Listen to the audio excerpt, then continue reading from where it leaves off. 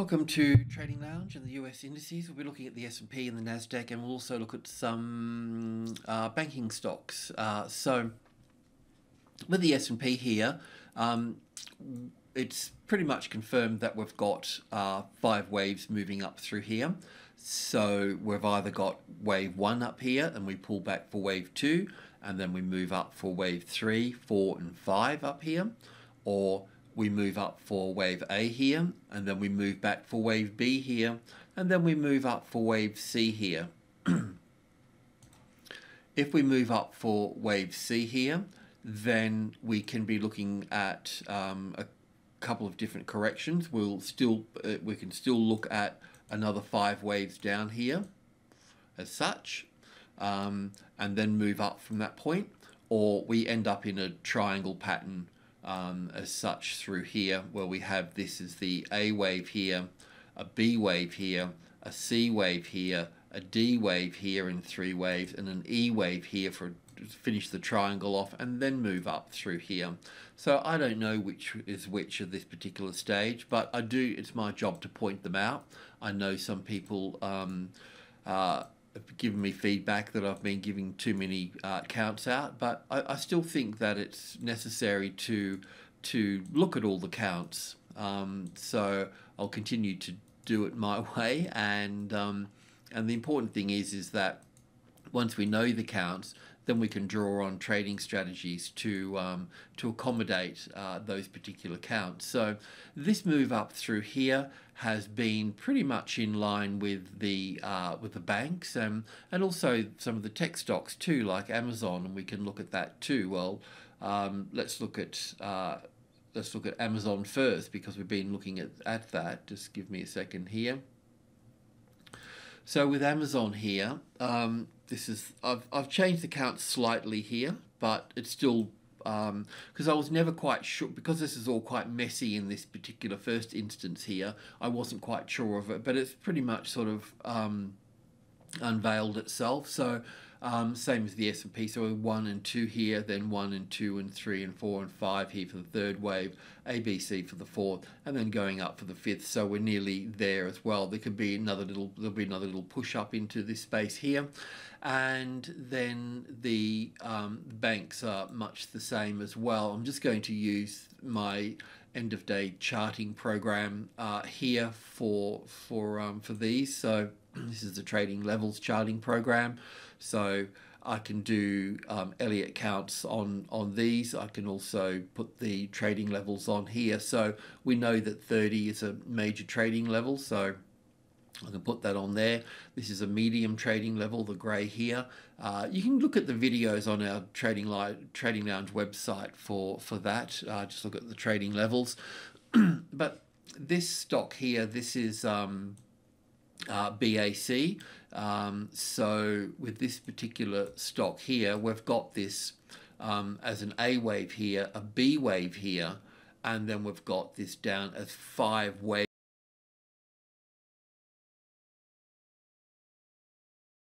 down through here. So it's really pulled back up a long way through here. So this hasn't got the last sessions on it. I haven't updated it from that point, but we can see that the last session the banks was weak, so that will pull back into this space here. But we can see that this move here is like a third wave here. Okay, so we've still got further upside for these. Let's just have a look at, and we'll have a look at the resistance levels and so on. So this is Goldman's here, Goldman Sachs, and once again the same thing here as well. So an A wave, a B wave, and a C wave here, and this. Let me just check on this one aspect here. I mean, it does appear to look like a third wave here, but this is the 38.2% retracement level, so it's way up in the 50-60% sort of area through here. It will also meet resistance here at these are just the levels again. So medium level here, A medium level is really quite simple. It's just halfway between two major trading levels. So this obviously 200 and then 100, 150 here. This is a medium level here of 250. The next one is 300, which is a major trading level. And these are the minor levels. And then we go down into sub levels and micro levels. But they're just handy to work with. So we know that the market's just going to be sticking to this particular number here, but once again too, we can look at this here as a nice third wave moving up into this space here, and the same with Morgans as well here. So bit of a difficult count on this one here, but this will pull back into this space here now. So what else haven't we seen here? Cities here. So with Citi as well. Cities, this is quite interesting here really as well, because this will be, I'll just take off the minor levels here, but this is a medium level here. So the trading levels basically use the Fibonacci as price over here. So 1, 2, 3, 5, and 8 here would be the next one up here. So they're the major levels, and the medium levels halfway between here. So the 65 here. So we can see that the 65 is important. It's an odd looking number, but it just plays out so well. And in fact, we've been using that 65 number in the Nasdaq and also the S&P, because we've currently been doing corrections through those markets at those numbers. But basically, what I'm pointing out here with all of this is that the banks have hit resistance and they're going to be sold off, and we started to see that last night and over the last few sessions. So with the S&P here, if I just go to the 4-hour chart and drill in here, so we've got this counting here as from the low here, wave 1 here and wave 2 here, and then 1 and 2 and 3 and 4 and 5 for the third wave, ABC for the fourth, and then we're going up for the fifth wave here. So once we get to the fifth wave here, we know that the 61.8% was at 2700, but we also figured that it can move up to the next level, which is, well, from the 2700, it becomes group 1 after that, which is 10, 20 and 30. However, and if we get support on top of 30, by the way, here, then we'll be going higher from that point. But we'd need to get tested support on that. But a number that I normally look at is 2720. So 2720 is what we'll be looking at. But from wave 4 here, if the extension's in wave 3, then we can look at wave 1 here and wave 5 being roughly the same length. So you can see that you can measure those out for yourself, and better to take that on the cash market.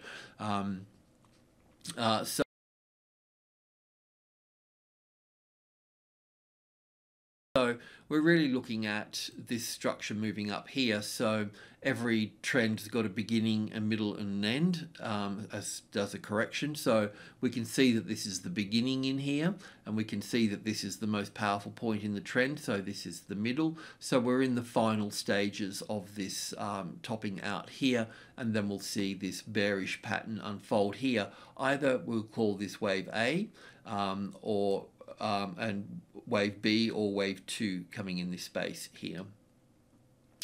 So on the hourly chart here, this little move up here, I'm thinking that there is one more little move up in all of this. So if this market moves back below the 2672 here from the wave 4 of 1 lesser degree, well, then we've got a top in play here. But I think there's one more little move to be had here. This is a little bit difficult to count here. So I've really just matched this up with, this doesn't make sense when I look at it like this. So I've matched it up with the cash market, which is much clearer. So you can have a look at the cash market on a 5-minute or 10 or 15-minute chart, whatever you look at. But this is pretty much how it sort of pans out through here. So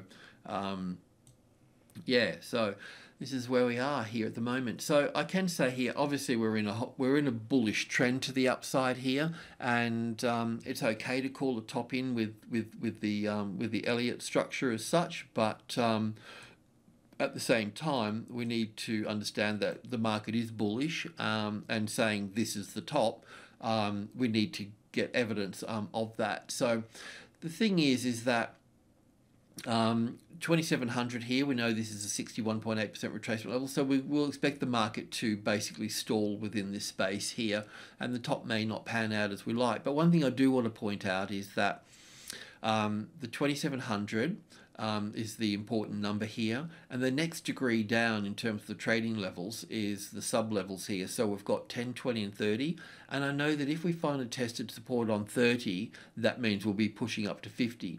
But what it also means more so is that if we get support on 27.30, a nice tested support, just trading above it is not support. It must come back and test it. If it finds that as a tested support here, then what it does is it's actually separating itself from the order flow, which will be pulled by the 2700. So getting support on number 3 here separates the trend from being pulled back to the closest largest number, and it will move to the upside.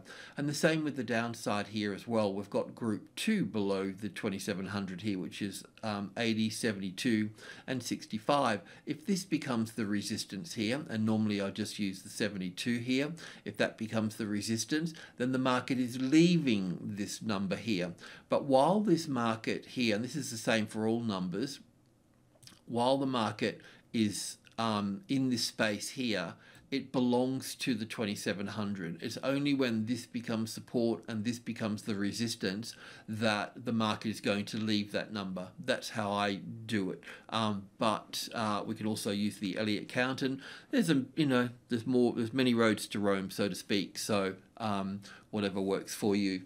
Okay, let's have a look at the Nasdaq, which is essentially the same as well here. So just on the hourly chart here, this is the 65 number here that we were looking on one of the banks. We're looking at the $65 mark. This is also coming up in this space here as well, and also this number here as well. And this is the same for the S&P through its correction as well.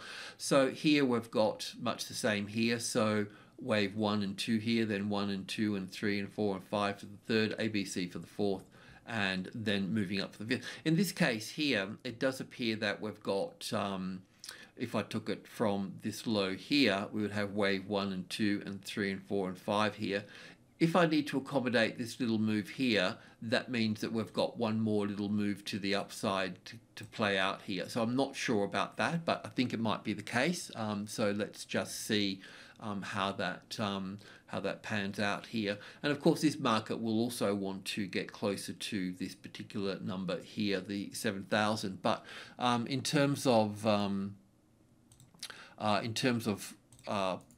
looking after the situation here, I mean, all the commercials know that there'll be the stops under this particular market here as well. We'll always be pushing for them, but it's already cleared them out in this little guy here. So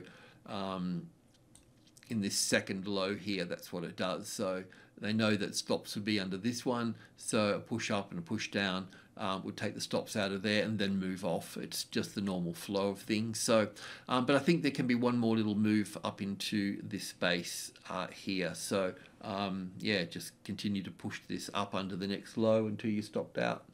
Alrighty, that's it. Enjoy the weekend. Cheers.